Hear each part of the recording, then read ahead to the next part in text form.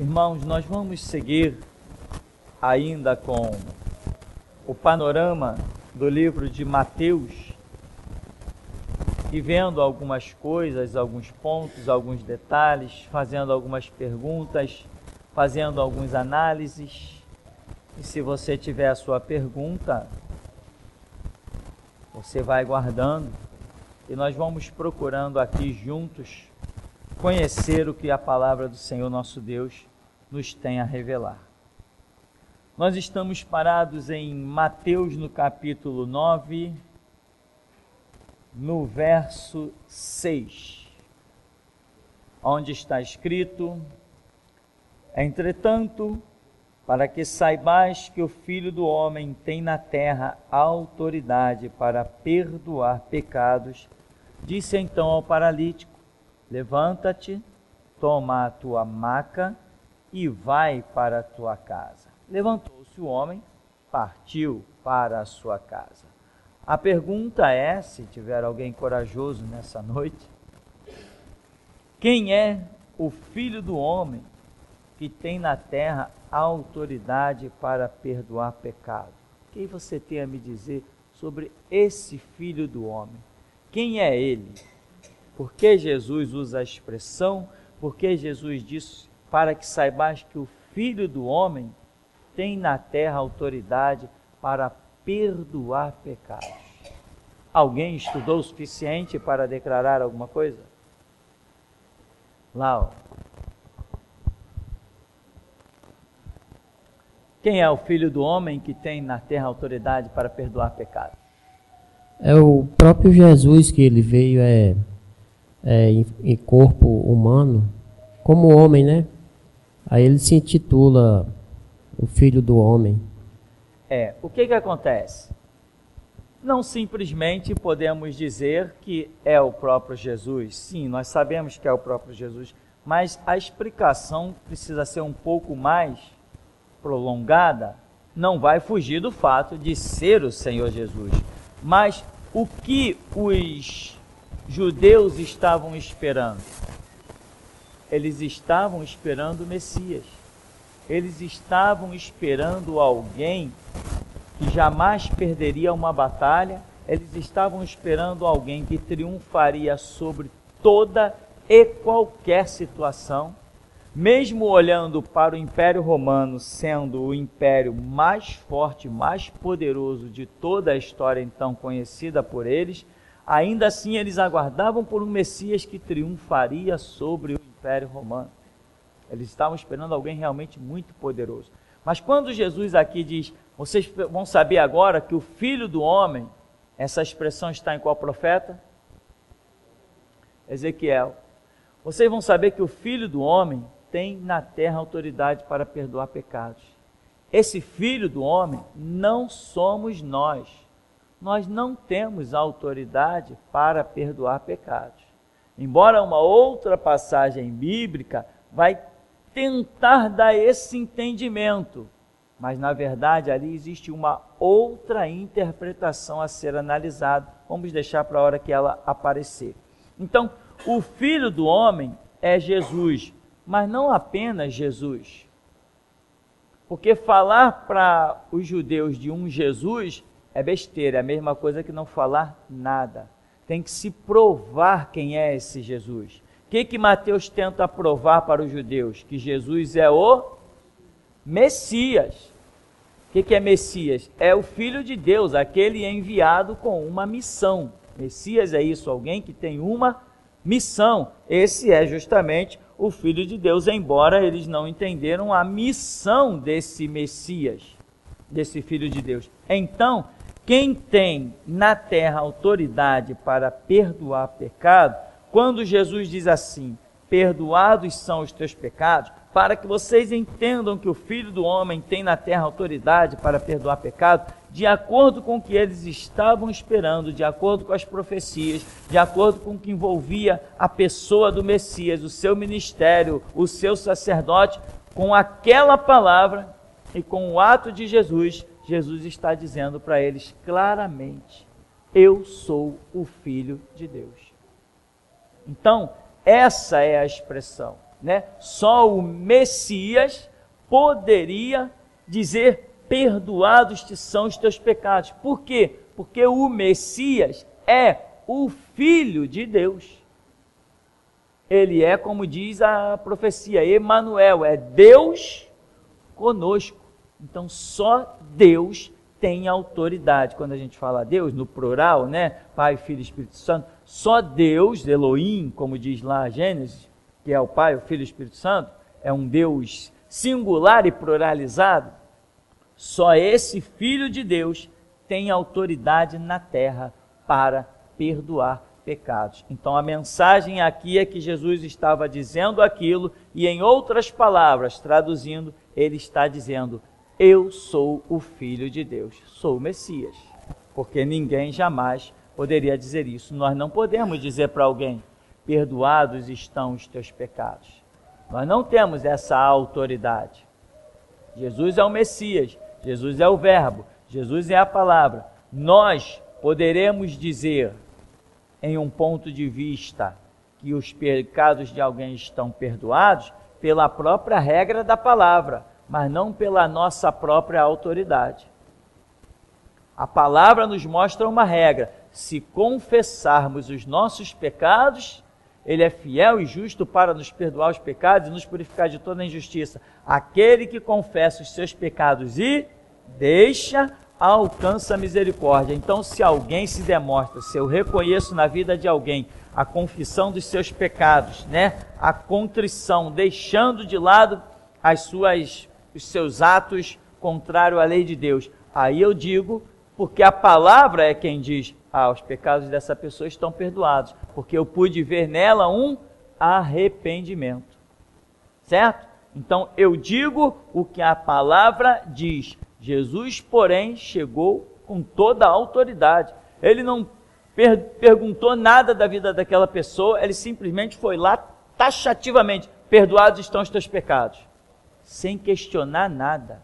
Não pediu confissão, não mandou sacrifício. Então, com aquela atitude que Mateus tão inspiradamente escreve, os judeus estavam vendo ali mais um motivo para matarem Jesus, porque ele a si mesmo se fez Filho de Deus.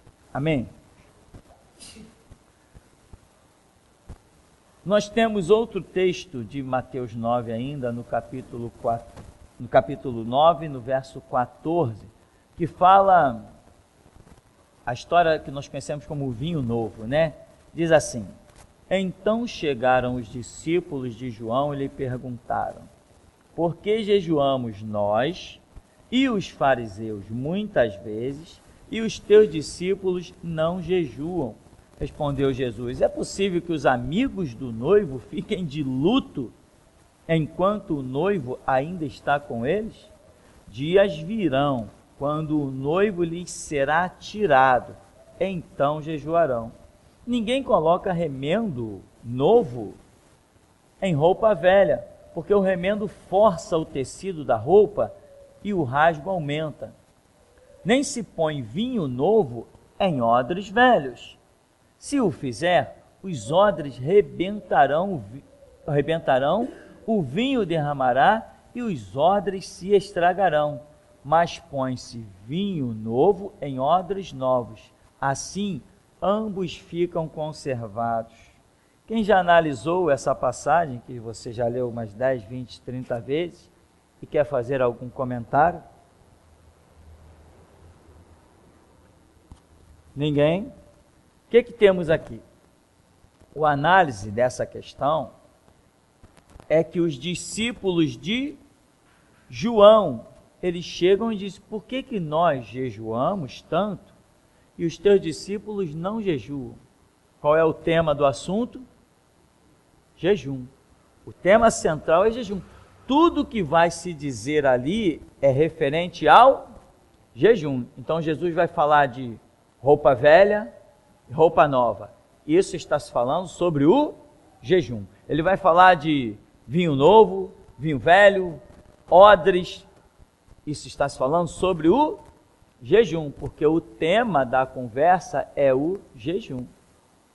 Jesus está nos trazendo o quê? Ele falou de vinho novo. Ele fala odres novos. Ele fala roupa nova. Isso tudo são símbolos das coisas espirituais que estão na mensagem de Jesus, que também é chamado de boas novas. Então, o que Jesus está dizendo? Essa atitude de vocês é uma roupa velha, que não cabe no novo que eu estou trazendo. O velho de vocês não se mistura com nada do novo. Esse remendo não pode ser posto, não dá para misturar o remendo do pano novo com o velho. Não dá para misturar o vinho novo com odres velhos. Então, vocês estão vivendo ainda num passado. Os meus discípulos já estão numa outra era. Ou seja, Jesus está trazendo o que é novo e está demonstrando que não vai unificar o seu novo com o que é velho. E o que é velho aqui? A concepção do jejum é velha. Jesus está falando como que os amigos do noivo vão ficar de luto. Por quê? Porque o jejum significava contrição, significava calamidade. O jejum era associado a arrependimento. O jejum era associado a medo de um perigo que estivesse prestes a acontecer. É a isso que é associado o jejum. Jesus está dizendo assim, não, como? Como que os amigos do noivo vão estar entristecidos, vão estar de luto, se o noivo está com eles, está festejando? Ou seja, era o caso, Jesus com os seus discípulos. E por quê? Se Jesus estiver passeando aqui em nosso meio, visivelmente, qual o motivo de tristeza? Totalmente do significado do jejum, né? Que alguns usam o significado do jejum como para se tornar mais espiritual, né? Ficar poderoso contra o diabo, né? A Bíblia nunca falou disso. A Bíblia nunca associou jejum à fortaleza espiritual contra o diabo. Nunca, não existe nenhuma vírgula da Escritura que alguém possa ver. Aqui está dizendo que o jejum vai me dar autoridade sobre o diabo. Nunca isto existiu em parte alguma do universo, nem dos céus até o mais profundo do inferno, isso não existe. Jejum nunca fortaleceu ninguém espiritualmente. Jejum era apenas contrição. Jejum era quando as pessoas se achavam ameaçadas. Então elas queriam demonstrar o seu arrependimento e a calamidade mediante uma catástrofe anunciada por Deus. Algum profeta, alguma situação, como Jonas lá em Nínive, por exemplo. Esse é o significado real. Então Jesus está demonstrando, jamais, agora vai vir os dias aí em que o noivo vai ser tirado.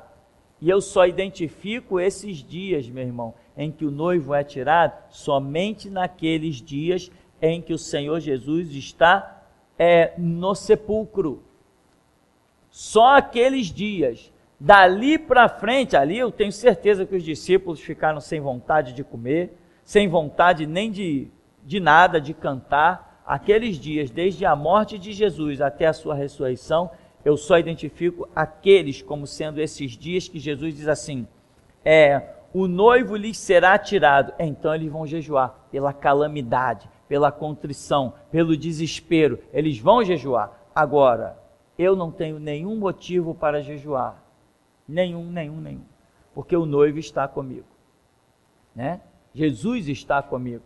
Eu não consigo identificar nenhum momento que Jesus não esteja comigo. Eu não tenho motivo para jejuar. Nem que eu ande no vale da sombra e da morte, eu não jejuo. Pode botar o melhor prato diante de mim, meu irmão, que no vale da sombra e da morte eu vou comer. Eu vou ter sempre o meu coração alegre, mesmo diante daquilo que o mundo possa julgar para mim as piores desgraças. Porque em todas as coisas somos mais que vencedores e todas as coisas cooperam juntamente para o bem dos que amam a Deus. Não tenho motivo para jejuar. Se Jesus está comigo. Não foi isso que ele disse? Como que vão ficar de luto? Como que vão jejuar se o noivo está com eles? Jesus está contigo? E quando você estiver nadando em lágrimas, Ele ainda está contigo? Se mesmo nadando em lágrimas você sabe que Ele está contigo, a tua alegria é maior que a tua tristeza. Porque a tua certeza de que o teu Redentor vive e que por fim se levantará é real. Não tem sentido o jejum mais. Jesus está dizendo, o que eu trago é novo. Os meus discípulos não jejuam porque não tem sentido. Eles estão vivendo uma novidade que vocês, discípulos do João, não estão vivendo. Então, o cenário aqui, a palavra central, o tema é jejum. E assim sendo, Jesus está dizendo, eu estou trazendo coisas novas que não vão combinar com as coisas velhas.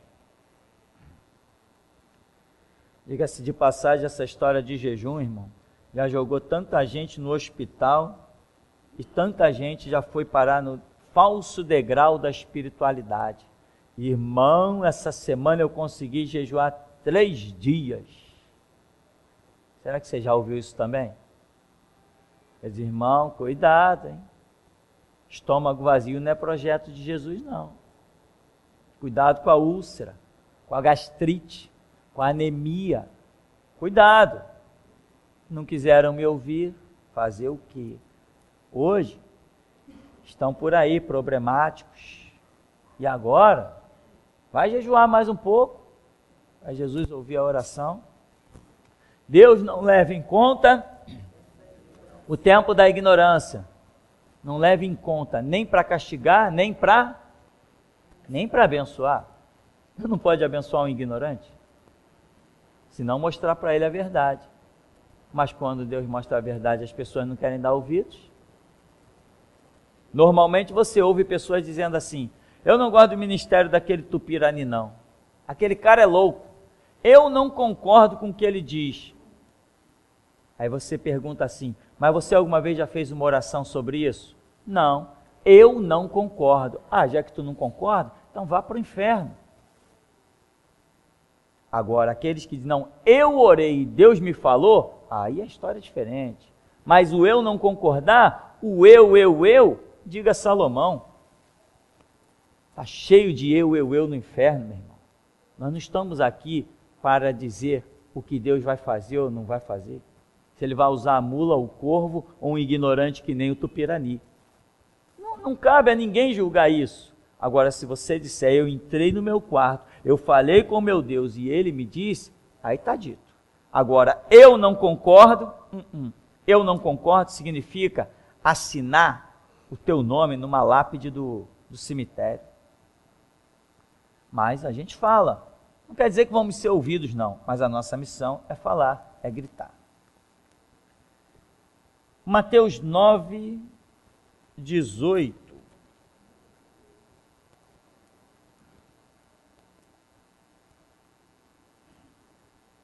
Irmão, observa essa situação aqui, como ela é interessante. Mateus 9, a partir do verso 18. Diz assim, e enquanto ele estava falando, um dos dirigentes da sinagoga, um de quem? Dirigente da sinagoga. Então nós estamos falando de quem? No mínimo um judeu. Qual a função dele? Tá, vamos dizer que a gente ainda não saiba, mas pelo menos estamos falando de um judeu. Aproximou-se e ajoelhou-se diante dele, rogou, minha filha acaba de morrer, mas vem, impõe a tua mão sobre ela e viverá. Isso parece ser uma grande fé, não parece? Mas e a centurião que disse? Centurião que era gentio, né? Não sou digno que tu entres debaixo do meu teto. Envia uma palavra e o meu criado sarará. Esse judeu diz assim, vem, impõe a mão sobre ela e ela viverá. O outro, Jesus diz assim, em verdade vos digo, nem mesmo em Israel conseguia encontrar tamanha fé. Realmente, irmão, parar para analisar, puxa vida, é de dar água na boca o que aquele homem fez, né? É de dar água na boca. Que coisa, assim, estarrecedora. eu irei. Não, não. Eu não quero que o senhor vá. Não é porque eu não quero o senhor na minha casa, não. É porque eu não sou digno de que tu entres na minha casa. Que reconhecimento inacreditável da pessoa do Senhor Jesus aquele homem teve. Um homem que estava lá a serviço de Roma, consegue ver isso. Mas eu sou homem sujeito à autoridade. Eu digo para eles fazerem e eu nem me preocupo. Eu sei que vai ser feito porque a autoridade está sobre mim. Da mesma maneira eu reconheço a autoridade que está sobre ti. Manda uma palavra que o meu servo lá vai viver. Que isso, meu Jesus. Tem misericórdia de mim, pecador. Que é demais, irmão. É fantástico. É inacreditável. Este homem vai, não diz para Jesus, não, envia uma palavra. Não, se enviar a palavra não resolve meu problema. Tu tem que te manifestar cara a cara, face a face. Tem que ir tocar, tem que ser, a coisa tem que ser carnal. Eu preciso do teu toque. Tem que ser carnal. Então eu vou dizer que esse líder da sinagoga possa estar representando os judeus. Essa menina morta, ela está representando a descendência judaica. E essa ida de Jesus até lá pode estar representando o encontro carnal que Jesus terá com os judeus descendo no Monte das Oliveiras, que a Bíblia diz, todo olho o verá. É um encontro carnal. E somente quando Jesus rachar o Monte das Oliveiras e que as pessoas olharem e verem escrito na sua coxa, Rei dos Reis, Senhor dos Senhores, e verem as marcas dos cravos, e vão dizer, é Ele. Nós e nossos pais o crucificamos. É um encontro carnal, não é um encontro espiritual. O encontro que Jesus terá com a nação de Israel não é espiritual, é carnal. Encontro espiritual hoje tem Jesus conosco, que somos alvo da palavra que ele disse, bem-aventurados os que não viram e creram. Isto é um encontro espiritual. Eu nunca vi Jesus. Estou aqui buscando força para dar a vida pelo Evangelho. Isto é um encontro espiritual. Judeu não. Quando nós temos um encontro espiritual, nós nos tornamos igreja. Os judeus não aceitam isso de jeito nenhum, né? Está lá a nação judaica que está representando essa história aqui. Líder da sinagoga, que representa o líder da religião, o conceito religioso, e ele diz, minha filha, a minha descendência está morta. Jesus diz, eu vou lá, e ele, tá bom, então vamos. Ele quer que Jesus vá, ele não está que nem o centurião, que nem o gentio, que disse, não, eu creio na tua palavra. Não, judeu é povo obstinado, e judeu quer ver para crer. Diferente da igreja, que tem que crer sem ver. Pois até o Evangelho de João apresenta Jesus como Filho de Deus. Mas o Evangelho de Mateus, que é para os judeus, não apresenta Jesus como Filho de Deus. Apresenta Jesus como filho de quem? Descendência de Davi, filho de José e de Maria. Mas lá em João não preciso de descendência carnal, porque eu não preciso do toque carnal de Jesus. Amém? Então veja, vamos seguir. Mas vem, põe a tua mão, ela viverá. Jesus então se levantou e seguiu com ele. E seus discípulos Seus discípulos o quê? Não é o retrato de Jesus descer no Monte das Oliveiras, eis que é vindo o Senhor com todos os seus santos? Ele está indo para onde? Está indo para o Monte das Oliveiras. Ele está indo para onde? Ele está indo encontrar-se com a descendência dos líderes religiosos, está indo encontrar-se com a descendência judaica, representada naquela mulher, naquela menina. E por que menina? Porque é uma questão do, como é que nós chamamos? Remanescente. Jesus não vai encontrar-se com uma descendência judaica antiga quando ele pisar no Monte das Oliveiras. Ele vai encontrar com uma descendência que nós chamamos, a Bíblia chama de remanescente de Israel. Amém, irmão? Você está entendendo? Não dá para botar tudo em palavras, não. Mas os espirituais têm que discernir espiritualmente. E acompanhar, os discípulos acompanharam, porque Jesus, quando vier ao encontro dos judeus, da descendência judaica, nós, a igreja do Deus vivo, viremos com ele. Amém? De repente, uma mulher que há 12 anos vinha sofrendo de hemorragia, alcançou-o por trás e tocou na borda do seu manto. Quem é essa mulher? 12. A mulher há 12 anos, ela está envolvida no 12. O que é o 12? Plenitude, que também consumação, que também encerramento. Então, quando Jesus está se dirigindo para o Monte das Oliveiras, se preparando para chegar ao encontro daquela descendência judaica, ainda ele deixa uma oportunidade para que uma mulher enferma, que já tinha percorrido todos os médicos, toque nele. E Jesus está indo realizar o que em Israel? A restauração de Israel.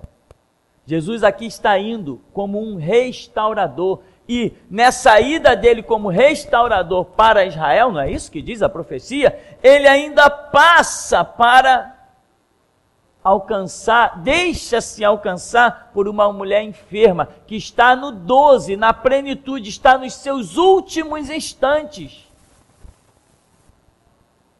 Está entendendo?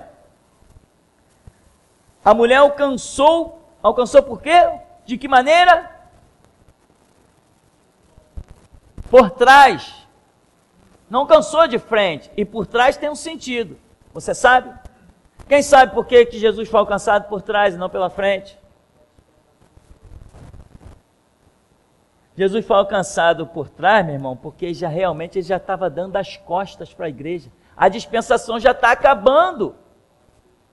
Como disse aqui o Neto, né? A dispensação virou, a dispensação já está virando, Jesus já está dando as costas, já está encerrando o tempo da igreja, ela já está no 12, na plenitude, na consumação, no fim.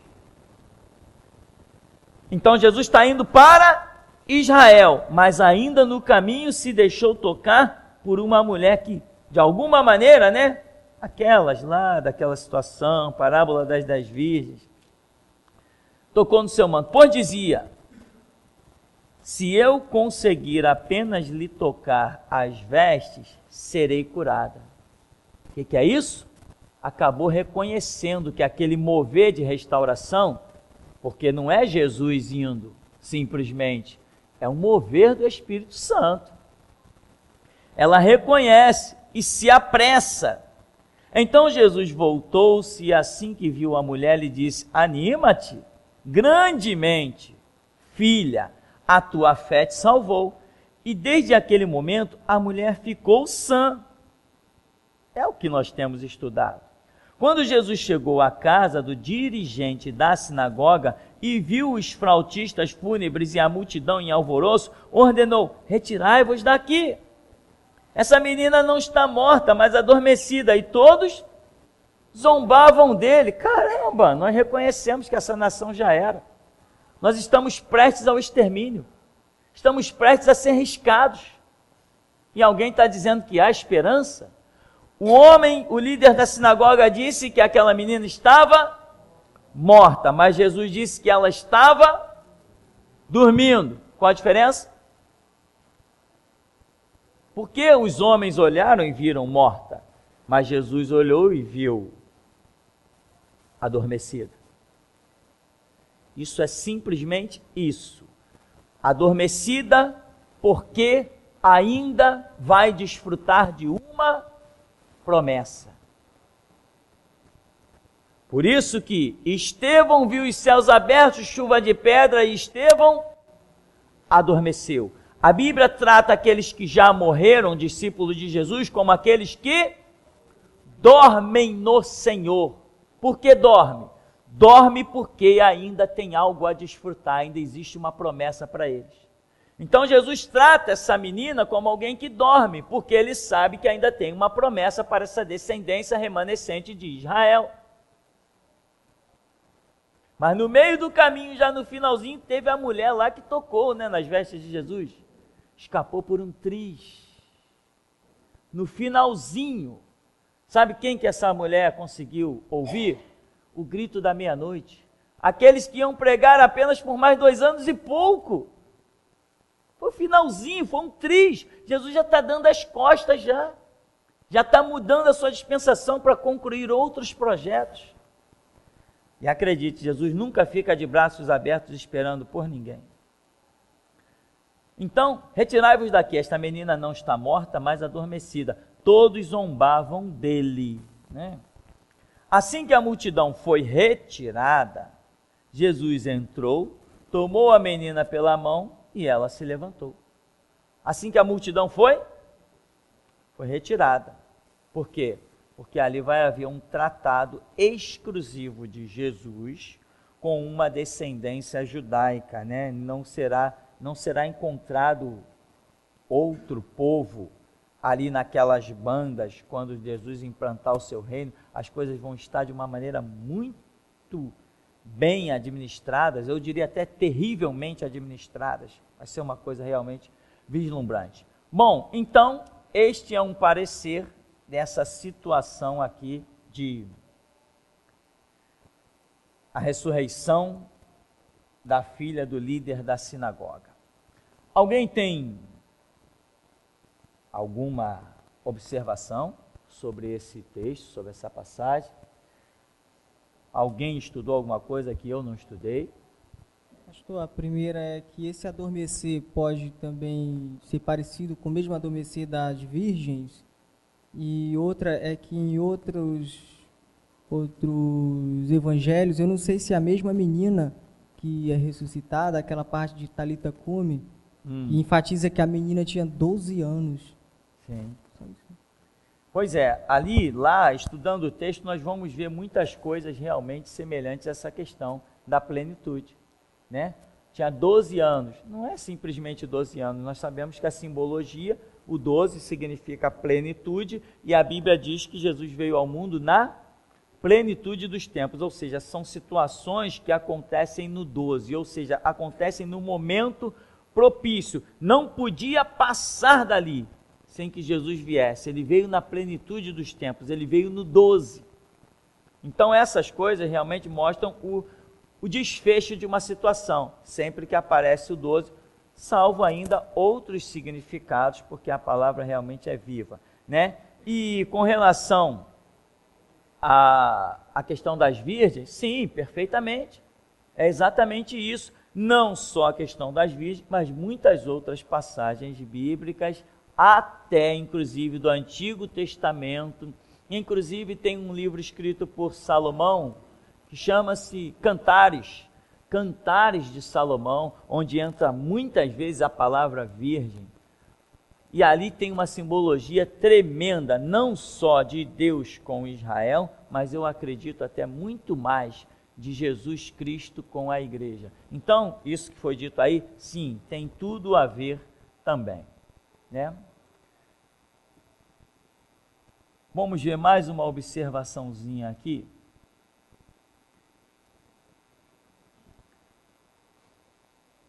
Eu anotei aqui até o verso 26. Tá. Tem Mateus 10.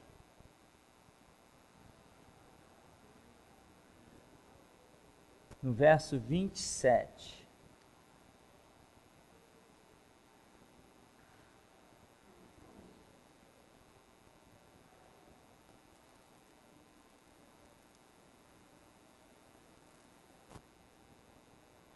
Diz assim: o que vos digo na escuridão, dizei-o à luz, e o que se vos diz ao ouvido, proclamai-o do alto dos telhados. E não temais os que matam o corpo, mas não têm poder para matar a alma. Temei antes aquele que pode destruir no inferno tanto a alma quanto o corpo. Irmão, para nós ganharmos um pouquinho de tempo, o que acontece? O tema aqui de tudo que vai acontecer, desde o verso 27 aqui que nós começamos a ler, até lá o verso 39, o tema central que desenrola todo esse texto é o verso 27. Jesus diz: o que eu digo a vocês na escuridão, vocês podem dizer à luz do dia. O que eu digo a vocês aos ouvidos, vocês podem proclamar ao telhado. Esse é o tema de anunciar aquilo que Jesus diz. Ele diz: o que eu vos digo, na luz, nas trevas, dizei a luz. O que vos diz. Então Jesus está usando uma expressão do que se diz. Não é simplesmente o que algumas pessoas pensam que é falar de Jesus por aí. Jesus é bom, isso não é falar de Jesus. Falar de Jesus é você repetir os seus ensinamentos, que muitas vezes desagrada quem ouve. Ninguém se desagrada quando você diz: Jesus é bom, Jesus te ama, Deus vai te abençoar. Isso não é mandamento de Jesus, e muitas vezes isso é uma grande mentira dos cristãos. Isso revela simplesmente a sua covardia em não querer se expressar com a verdade, porque não quer desagradar, tem medo de desagradar, ou sabe-se lá qualquer coisa nesse contexto. Então o tema aqui é dizer o que Jesus ensinou. Não é como alguns dizem assim: leva o nome de Jesus contigo. Abre a tua Bíblia no Salmo 91, bota dentro de casa que vai ser muito bom. Não, isso tudo é besteira, isso tudo é uma palhaçada. Jesus está dizendo: o que eu vos digo. E o que Jesus nos tem dito? Tudo aquilo que você encontra na Bíblia que vem dos altos céus, é tudo isso que Jesus nos tem dito. E o que tem aqui já levou tantos homens à morte. Essa verdade bíblica já levou à morte o próprio autor da verdade bíblica, que é Cristo Jesus. Mas muitos crentes têm tentado usar a palavra de Jesus para fazer amigos, enquanto que Jesus, ao usar a sua própria palavra, encontrou a morte. Fez muito mais inimigos. Então o tema é o que eu vos digo. Aí Jesus fala assim, quando ele diz assim: o que eu digo a vocês, proclamem na luz, proclamem sobre o telhado. Aí ele diz assim: e não temais os que matam o corpo, mas não têm poder para matar a alma. Temei antes aquele que pode destruir no inferno tanto a alma como o corpo. Ou seja, quando vocês proclamarem o que eu digo, não tenham medo de quê? Das afrontas, das perseguições, senão vocês não vão anunciar. Então o tema desses que matam, desses que perseguem, é de acordo com aquilo que nós falamos, ordenados pelo Senhor Jesus. No verso 29, não se vendem 2 pardais por uma moedinha de cobre? Mesmo assim, nenhum deles cairá sobre a terra sem a permissão de vosso Pai. E quanto aos muitos cabelos da vossa cabeça, estão todos contados. Ou seja, anunciem o que eu vos digo e não se preocupem, porque Deus é que domina sobre tudo, e o cuidado dele, o zelo dele, e o que ele sabe sobre vocês, até o cabelo de vocês está contado. Mas anuncia o que eu vos digo, não tema a ninguém e não se preocupe com nada, anuncia o que eu digo. Esse é o tema dessa passagem bíblica. E muitas vezes as pessoas dizem assim: não, até os cabelos da nossa cabeça já estão contados, Deus sabe de tudo, Deus nos ama, Deus zela por nós. Não, o contexto aqui não é esse, o contexto aqui é violento. Falem o que eu digo, as afrontas vão surgir e vocês não temam, continuem falando. Porque mesmo se vocês caírem mortos, está tudo certo, já está tudo no controle, já está tudo no domínio. O cabelo já está contado e nenhum fio de cabelo vai se perder de vocês, mesmo que vocês sejam lançados ao chão ou na cova, mortos, seja como for. Aí ele diz ainda, no verso 31, por isso não temais, bem mais valeis vós do que muitos passarinhos. Não temais o quê? Quem sabe? Quem levanta a mão aí para mim? Não temais o quê?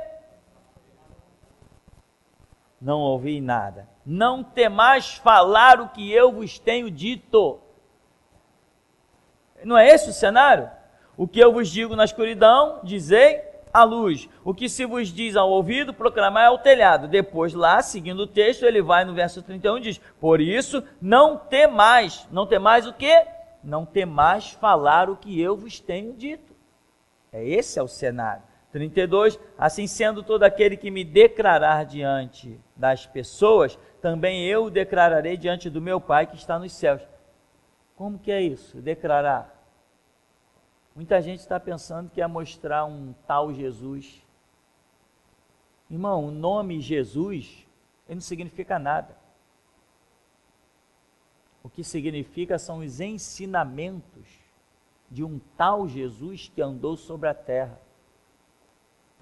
O nome Jesus só existe porque ele está vinculado a ensinamentos, senão ele já teria sido apagado há muito tempo.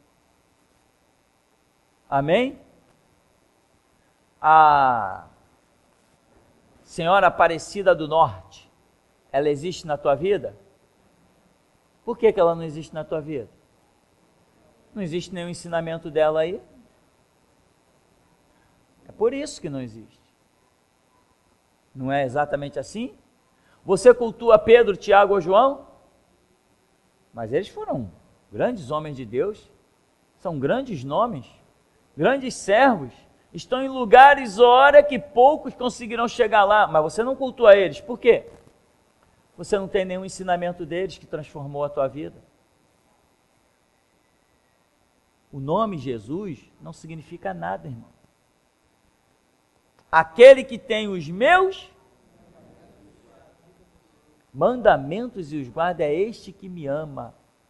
E aquele que me ama será amado do meu Pai. Se não houver um mandamento, se não houver um conjunto de regras, não existe nada. Quando se fala em Gandhi, se lembra de quê? Da besteira que aquele besta fez, do animismo, que hoje lá na Índia se adora o boi, a vaca, o rato, e todo mundo morre de fome. Isto é a lembrança de Gandhi, os seus ensinamentos. Se não existir ensinamento, ninguém sabe quem foi ninguém. Você sabe quem foi Hitler? Sem me falar de história, me diz quem foi Hitler. Impossível. Você só tem que me dizer como me dizer quem foi Hitler se você me falar da história, dos ensinamentos dele, das guerras que ele fez, dos projetos que ele criou. Amém? Se alguém falar, houve no Brasil um presidente chamado Getúlio Vargas. Ninguém sabe. Quem foi Getúlio Vargas? Não sei. Getúlio Vargas foi aquele camarada que criou a CLT. Getúlio Vargas foi aquele que diz que só saía do poder morto, aquele cara que se suicidou, aquele cara que lutou contra isso, lutou contra aquilo. Agora eu sintonizei quem é Getúlio Vargas por causa da sua história, das suas obras, dos seus ensinamentos.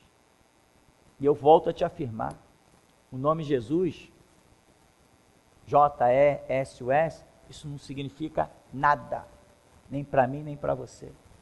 Nada. Tanto que o próprio Jesus falou, ide por todo mundo. Por que você não sai por aí dizendo, Jesus, quero te falar uma coisa, Jesus. Eu quero pregar para você, deixa eu pregar para você, vem cá, Jesus.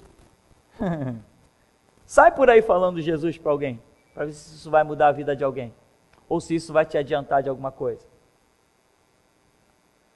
O que muda a vida, o que realmente é, o que Jesus ensinou, são a complexidade dos seus ensinamentos. É isso que faz diferença. Então Jesus diz no verso 32, todo aquele que me declarar diante das pessoas, também eu declararei diante do meu Pai que está no céu. Entretanto, qualquer que me negar diante das pessoas, também eu o negarei diante do meu Pai que está nos céus. Negar o quê? Você acha que alguém está preocupado porque você diz eu sirvo a Jesus? Não. Mas quando você expõe os ensinamentos dele, que contraria outros ensinamentos e regras, e você entra em choque com outras doutrinas, outros conceitos, outras ideologias, aí a guerra se suscitou. Aí a guerra se levantou. O nome Jesus é contra alguma coisa? Me diz contra que o nome Jesus é. O nome Jesus é contra a idolatria? Não, porque se o nome Jesus fosse contra a idolatria, na Igreja Católica não teria um tal Jesus. Se Jesus está lá como um nome, é porque aquilo não condena a idolatria de lá. Mas os ensinamentos de Jesus fazem diferença? Condena a idolatria? Então não se iluda, meu irmão. Eu te digo, quando você olha para um demônio, o demônio sai em nome de Jesus. Ele não saiu porque você falou o nome de Jesus. Ele saiu porque o demônio viu em você a marca do servo do Deus vivo. E essa marca só se conquista com a conversão aos ensinamentos de Jesus Cristo. Não adianta tatuar Jesus na frente da tua casa, na frente do teu carro, debaixo do teu pé, que nem os faraós tinham nomes para tudo que é canto. Não adiantou de nada. Cadê os faraós? Estão lá dentro das pirâmides. Então, qualquer que me confessar, qualquer que me negar, eu o confessarei, eu o negarei. Então, isso está relacionado a quê? Ao verso 27. O que eu vos digo na escuridão, dizei à luz do dia. O que se vos diz ao ouvido, proclamai ao alto dos telhados. Verso 34. Não penseis que vim trazer paz à terra. Não vim trazer paz, mas espada. Isso está relacionado a quê? Ao verso 27. O que eu vos digo na escuridão, falai-o à plena luz. O que eu vos digo ao ouvido, falai em cima dos telhados. Pois eu vim para ser motivo de discórdia entre o homem e seu pai, entre a filha, sua mãe, entre a nora e sua sogra. Assim os inimigos do homem serão os da sua própria família. Isso está, Jesus é motivo de discórdia, isso está relacionado a quê? Ao verso 27. Aquilo que ele nos diz é discórdia. Então nós proclamamos muito mais divisão do que união. Não é Jesus que está dizendo isso? Ele veio para ser motivo de discórdia, contenda, intriga, divisão. Então eu vou perder a minha família? Dependendo da situação, vai, mas tem uma melhor. A de Jesus. A minha família são aqueles que fazem a vontade do meu Pai que está nos céus. Então, irmão, aí Jesus vem e diz assim: quem ama seu pai ou sua mãe mais do que a mim não é digno de mim. E quem ama o filho ou a filha mais do que a mim não é digno de mim. Isso está relacionado a quê? Ao verso 27. O que eu vos digo. Ou seja, se você amar o filho, o pai, a mãe, enfim, se você amar alguém mais do que a Cristo, você não vai abrir a boca para falar das coisas que Cristo quer que você fale. Porque é briga, é intriga, é contenda.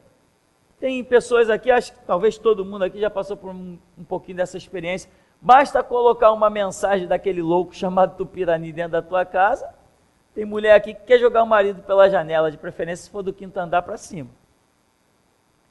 Tem marido que quer trucidar a mulher, botar para fora, fechar a porta e dizer que você não entra. Essas são as histórias que eu ouço aqui todo dia nesse ministério. Por quê? Porque as palavras de Jesus não são palavras de unificação, são palavras de divisão. Então, aqueles que se dividem, se separam do mundo, vão compor a igreja do Deus vivo. Essa é a realidade. Aí aqui para encerrar, verso 39, quem encontra a sua vida, a perderá, mas quem perder a vida por minha causa, a achará. Isso aqui está relacionado a quê? Ao verso 27, falado que Jesus tem dito, né, e gritar aos telhados aquilo que ele tem ensinado. Agora, tem pessoas que por temor, como ele foi falando no verso 28, foi falando em outras passagens, tem pessoas que por temor querem manter a sua vida e não a expõem, não arriscam, né? Mas Jesus está falando, se perder a sua vida, ou seja, quando você fala, meu irmão, é como perder a vida, é tanta divisão, é tanta intriga, é tanto problema, é muitas vezes o martírio, mas está tudo isso, todo esse conceito relacionado ao verso 27. Então, Quem tiver medo de perder um amigo, perder o pai, perder a mãe e morar na rua, né? Eu conheci uma jovenzinha que ela ia para a igreja e a mãe não queria. Lá no morro, esqueci o nome daquele morro. Esqueci, lá para as bandas do Juramento. E essa menina, um dia a mãe dela falou assim, ó, tu não vai na igreja hoje. Irmão, uma adolescente, 17 anos. Se você for na igreja, e eu souber que você foi na igreja, vou te deixar dormir do lado de fora. Era um morro, uma favela. E essa menina foi na igreja. A mãe saía para trabalhar, ela foi na igreja. Quando ela chegou, a mãe falou, você foi na igreja, não foi? Ela falou, fui. Para a rua. Vai dormir na rua. E ela dormiu no degrau da casa dela. Ali, naquele frio, a madrugada inteira. A mãe só deixou ela entrar no outro dia. Não te quero mais naquela igreja. Aprendeu a lição? Aprendi. No dia seguinte, ela estava lá na igreja. E foi essa menina que me convidou um dia para pregar numa igreja lá. Essa menina de 17 anos. Fui num monte lá orar e essa menina estava lá em cima do monte. E nesse dia foi tão glorioso. Foi tão glorioso. E eu não sabia de nada disso. Até que Deus nos deu uma palavra lá nesse lugar, Deus nos deu uma revelação, e eu virei para essa menina e falei assim, olha, a tua luta é muito grande, seria mais do que o que você pode carregar, mas Deus é contigo, você vai até o fim. Falei outras coisas que agora não lembro, isso deve ter uns bons anos, mais de uns 10, depois no final aí me chamaram para dizer qual era a história daquela menina. Uma menina de 17 anos, muito valente, meu. A mãe deixava ela sem jantar, sem tomar café, sem almoçar, conta que ficou 3 dias sem comer, que a mãe queria arrancar ela da igreja a todo custo, pois não arrancou. Eu já conheci alguns marmanjos aqui do Santo Cristo mesmo, que na época que começamos o ministério vieram aqui, só porque a mãe ameaçou riscar ele da herança, do testamento, o camarada abandonou a igreja. Esse era o tipo do mercenário nato, né?